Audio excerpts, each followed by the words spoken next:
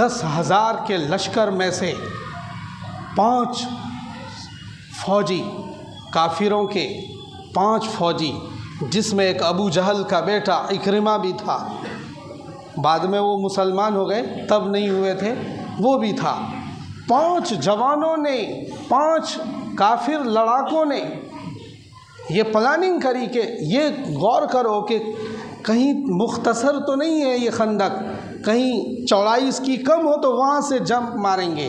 ایک جگہ انہیں ملی 5 کلومیٹر کے بیچ کہ تھوڑا سا کم اسپیس تھا، انہیں لگا کہ ہمارا گھوڑا جمپ مار جائے گا، سو 5 کے 5 جوان جو فوجی تھے یہ جمپ مار کر کراس کر گئے، اور اس میں عرب کا، مکے کا بڑا زبردست قسم کا فوجی کمانڈر، جن کی سپہ سالاری اور جن کی لڑائی کا لوگ شادیانے بجاتے تھے، لوگوں میں کوہرام تھا کہ ان سے کون جیت پائے گا، بڑا زبردست قسم کا جنرل ٹائپ کا، وہ اس نے آ کر للکارا ایمان والوں کو کہ آؤ میرے مقابلے میں، تمہیں میں جنت میں بھیج، جنت کا مذاق اڑایا۔ ایمان والے کس لیے لڑتے ہیں بھائی؟ جنت کے لیے لڑتے ہیں۔ تو جنت کا مذاق اڑاتے ہوئے اس نے کہا کہ آؤ تمہیں جنت میں پہنچاتا ہوں، تمہیں جنت چاہیے۔ نبی پاک صلی اللہ علیہ وسلم نے اعلان کیا کہ کون تیار ہے؟ 3,000 میں سے اب پورے مجمع میں سکتہ تھا، ایک انسان جو علی مرتضیٰ حیدر کرار، پیغمبر کا داماد، پیغمبر کا چچا زاد بھائی علی مرتضیٰ تیار ہوئے۔ پہلی بار آپ نے جب اعلان کیا تو علی نے ہاتھ اٹھایا، میں تیار ہوں۔ آپ نے اسے منع کیا، رکو ابھی۔ دوسری مرتبہ جب آپ نے اعلان کیا تب کوئی نہیں ہاتھ اٹھا پا رہا تھا، پھر علی نے ہاتھ اٹھایا۔ تیسری مرتبہ بھی جب کسی نے ہاتھ نہ اٹھایا تو علی نے ہاتھ اٹھایا اور آپ نے اجازت دی۔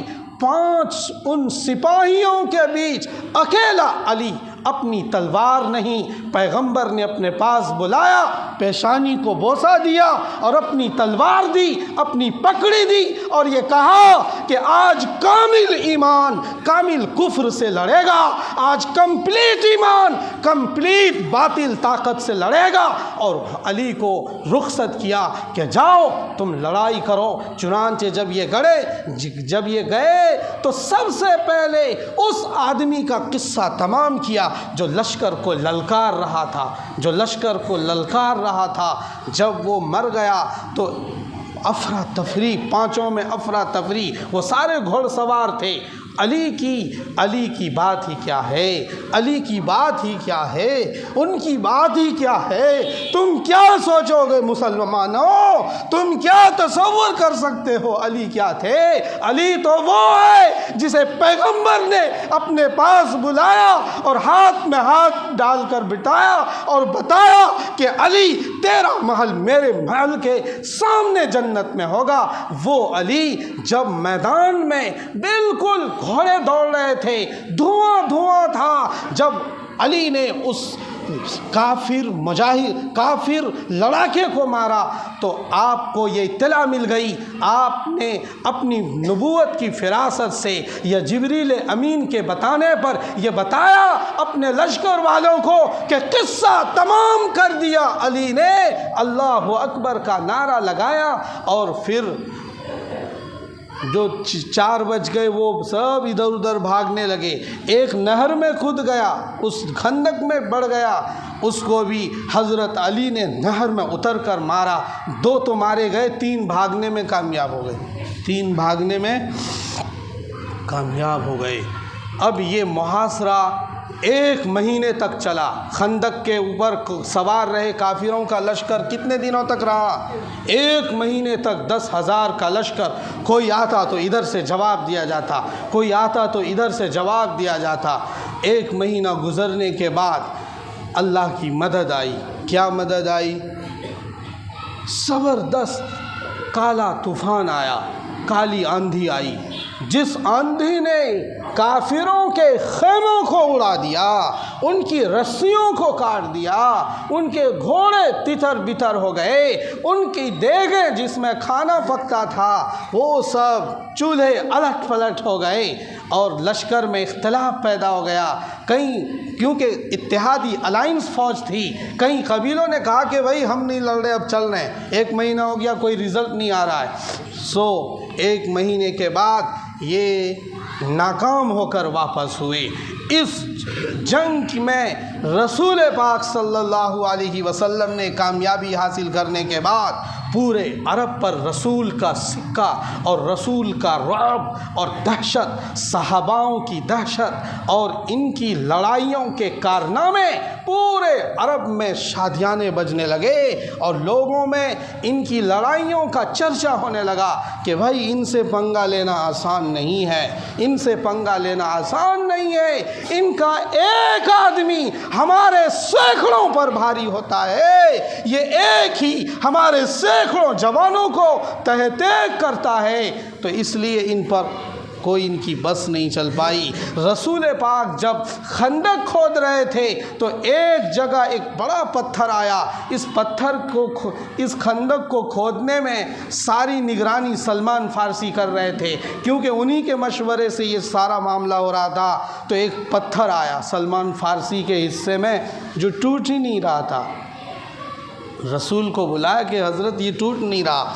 رسول پیغمبر خود اترے، اور جب رسول اس خندق میں اترے تو رسول بھوکے تھے. صحاباؤں نے بتایا کہ بھوک کی تپش نے ہمیں لاچار کر رکھا ہے. کسی صحابی نے اپنا دامن اٹھا کر دکھایا کہ میرے پیٹ پر پتھر بندھا ہوا ہے، تو پیغمبر نے بھی اپنا دامن اٹھا کر دکھایا تو رسول کے پیٹ پر 2 پتھر بندھے ہوئے تھے. تم سوچتے ہو کہ سپر طاقت سے کیسے مقابلہ کیا جاتا ہے؟ اس طرح اللہ کی مدد آتی ہے، اس طرح لڑاکے لڑے جاتے ہیں، اس طرح لڑائیوں میں کامیابی حاصل کی جاتی ہے. آج ہم لوگ مادہ پرست ہو گئے. ہم کہتے ہیں یار خامخواہ پنگا لے لیا یار، سارے فلسطینیوں کو مروا رکھا ہے یار، کیا ضرورت تھی؟ لوگوں 2 نظریات ہے، یا تو نسلوں کو غلام بنا دو، یا پھر آزادی کی لڑائی لڑ کر منہ میں منہ ملا کر آنکھ میں آنکھیں ڈال کر ان سے لڑائی کرو اور اپنی نسلوں کو آزادی کی زندگی دو. ہمارے اکابرین نے اس دھرتی پر لڑائیاں لڑی ہے، یوں ہم آزاد پھرتے ہیں، یوں ہم آزاد رہتے ہیں. ایسے ہی ہمارے اسلامی سلطنت میں، اسلامی ممالک میں، اسلامی مسلمانوں کی جگہوں پر جب کوئی قابض ہو جاتا ہے تو اپنے زمین کے لیے، اپنے وطن کی آزادی کے لیے اور خود کی آزادی کے لیے، اپنی نسلوں کی حفاظت کے لیے وہ لڑائی لڑتے ہیں. ہم میں سے بعض مادہ پرست کیا کہتے ہیں کہ یار خامخواہی ساروں کو بٹھوا دیا، بچے شہید ہو رہے ہیں، عورتیں شہید ہو رہی ہیں، 75% بچے شہید ہو رہے ہیں. ایسے ہی نہیں آزادی ملا کرتی ہے. جب غلام بنا دیا جاتا ہے کسی کو تو اس آزادی کے لیے جانوں کی قربانی دی جاتی ہے، جانوں کا نذرانہ پیش کیا جاتا ہے.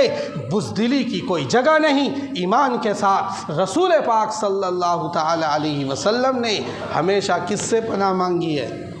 بزدلی سے. کس سے؟ بزدل جوان عجیب ہوتا ہے. بزدل جوان کو تو دیکھنے کا من نہیں کرتا ہے. کئی ایک لوگ بہت شاندار جوان ہوتے ہیں لیکن کیا ہوتے ہیں اتنا بزدل کہ باہر کوئی شور ہوگا تو وہ گھر میں بند کر کمرہ بند کر لیتا ہے. سوچتا ہے یار باہر نکلنے پر شاید میرے سے پنگا نہ ہو جائے. اتنے بزدل بعض لوگ ہوتے ہیں. بزدل مت بنو. ایمان والا کیا ہوتا ہے؟ بہادر ہوتا ہے، حوصلے مند ہوتا ہے. حوصلے مند مومن بزدل مومن سے افضل ہے.